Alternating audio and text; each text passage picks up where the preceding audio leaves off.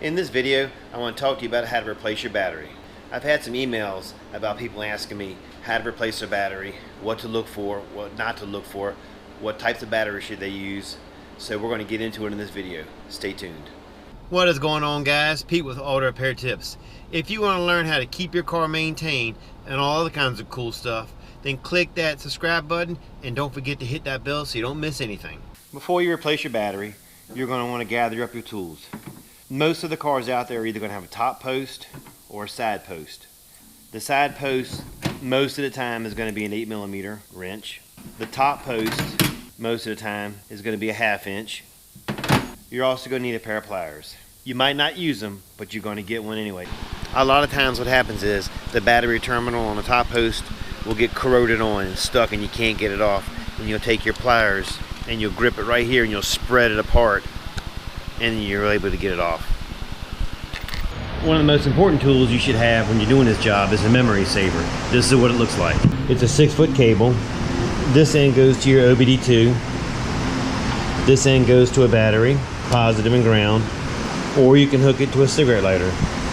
By hooking that cable up to another 12-volt supply, when you put it into your OBD2 connector and you go to disconnect your battery off your car, you won't lose any of your presets. Some of your newer cars have factory seat settings, factory mirrors, and if you disconnect your battery without using a memory saver, you lose all those presets. So by using that, you won't lose any of your presets. Even some of your Hondas and some of your other cars, if you disconnect your battery, you have to go get factory codes. Using this, you won't lose any codes, any presets, and you don't take a chance of messing up any of your electronics, throttle body relearns, anything like that. When you're ordering your battery and you go to the auto parts store, you want to make sure you tell them your make and model and the engine size.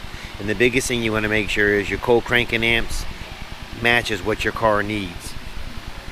After you've purchased the right battery for your car, it's time to go ahead and get it installed. What you're going to do is you're going to get your memory saver. You're going to go right here to the OBD2 connector. You're going to put it in, just like that.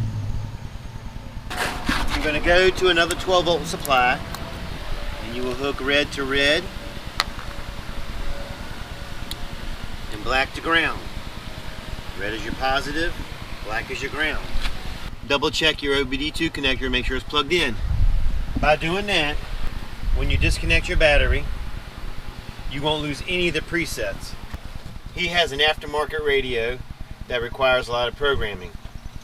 So by doing that, he won't lose any of his stored information. What you want to do is remove the negative cable first. Never do the positive cable first. If you attempt to do that and your wrench hits a piece of bare metal, it'll shock. You could short something out. So remove the negative one first, and the positive one second. And then when you go to put your battery in, it's reverse procedure. Positive first, negative second. That's all there is to it. If you don't have an extra battery lying around, you can use another car. Just pull it up beside the one that you're working on and you would hook it up like you would jumper cables. If you don't want to do that, you can use the cigarette lighter.